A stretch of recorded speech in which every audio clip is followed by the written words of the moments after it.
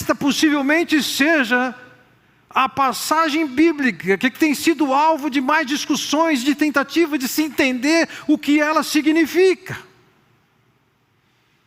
Debates acontecem para tentar destrinchar o que significa essa blasfêmia contra o Espírito Santo.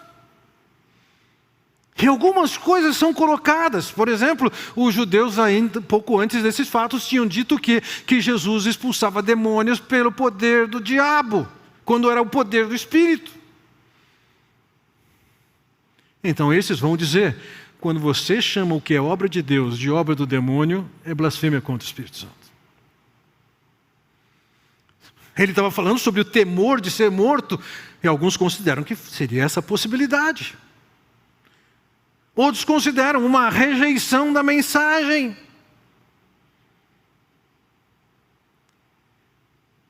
Mas estou entendendo que isso significa uma rejeição constante e permanente da mensagem que vem pelo Espírito acerca do Filho de Deus. A mensagem que chega de Deus, através do Senhor Jesus Cristo, ou daqueles que falam por Ele, quando ela é rejeitada, deixada de lado, desdenhada, ou quando ela é acolhida. Veja, não existe possibilidade de ninguém chegar a Deus sem ser por ação do Espírito Santo. Nas Escrituras nós vamos perceber, lendo, que o Pai é o grande legislador. O Filho é aquele que vem em nosso lugar para morrer naquela cruz por nós e nos oferecer a salvação. É o Filho quem paga o preço do nosso pecado. E o Espírito? O Espírito é quem revela o pecador que você é. É o Espírito quem revela e lhe faz entender que Jesus veio para morrer por causa do seu pecado. A ação do Espírito é que traz vida para aquele que é o Filho de Deus verdadeiro. Se é Ele que nos convence do pecado, o Senhor Jesus fala sobre isso. Se é Ele que nos convence quem é Jesus, entenda isso. E se você rejeita constantemente a revelação de Deus acerca de Jesus, isso é a blasfêmia. Não tem saída. Vai ser condenado. A rigor, a ação do Espírito de Deus na vida é que nos viabiliza uma série de coisas em termos de vida cristã.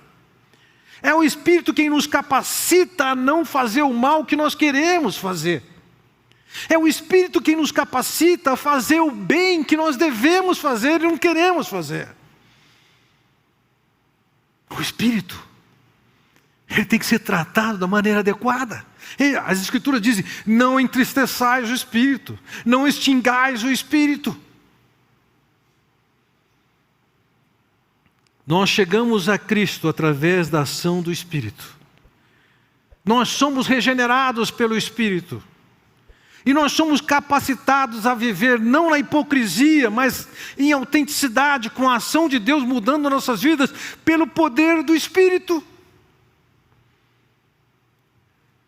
A manifestação da graça de Deus, da misericórdia de Deus, do poder de Deus, vem do Espírito. É possível usar uma linguagem, é possível ter uma atitude de rejeição, de entristecimento, de endurecimento, que nem mais ouve o que o Espírito está falando, o que Ele quer. Quando nós insistimos em nos manter fora dos padrões de Deus, endurecemos o nosso coração, nós fechamos a porta para o Espírito atuar por causa da nossa atitude. Então, o Senhor Jesus termina o texto. Ele diz assim, quando vos levarem às sinagogas e perante os governadores e as autoridades, não vos preocupeis quanto ao modo por que respondereis, nem quanto às coisas que tiverdes de falar. Porque o Espírito Santo vos ensinará naquela mesma hora as coisas que devereis fazer. Era o contexto daqueles verdadeiros discípulos sofrerem nas mãos daquela liderança judaica.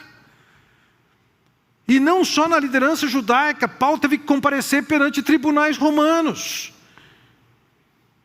Senhores, a minha leitura é: nós vivemos numa sociedade, num processo de endurecimento, de se tornar cada vez mais anticristã. Meu palpite é: nós vamos ver irmãos na fé, começando por mim, que vocês poderão ver presos por causa da fé. Ele está dizendo: quando você não estiver no tribunal, eu vou estar com você. Se estiver na cadeia, eu vou estar com você. O Espírito de Deus vai assisti-lo naquelas condições para você poder falar o que você tem que falar naquela hora.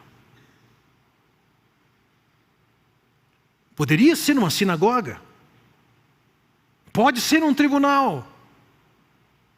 O Espírito vai ensinar na hora. Lógico, ele não está falando aqui sobre o que nós devemos pregar. Ele não está falando assim: no domingo a gente deve chegar aqui e falar: Senhor, que teu Espírito me leve agora a falar o que eu tenho que falar. Não é isso. Paulo vai destacar claramente: o papel de um pastor é se afadigar no estudo da palavra. Isso é ficar cansado de estudar para poder ensinar o que tem que ensinar.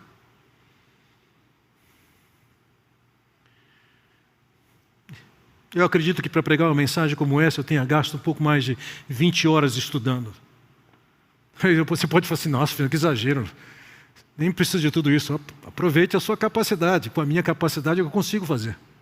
Preciso de estudar tanto.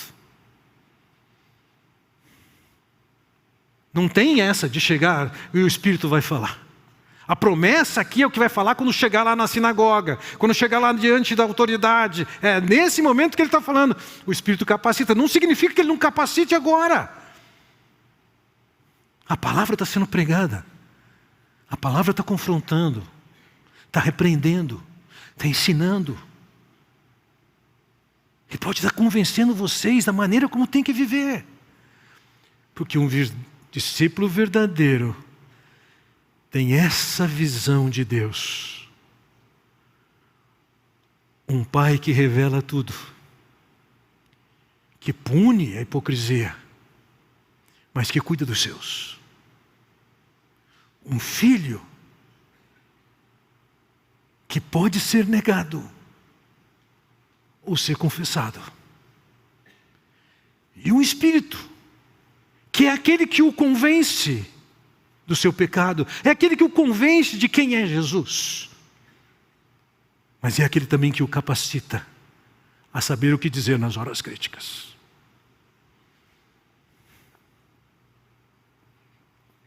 Qual é a sua visão de Deus? São palavras do leão de Judá. E quando você não leva a sério o leão, você vai ter problemas. Vamos curvar nossas cabeças.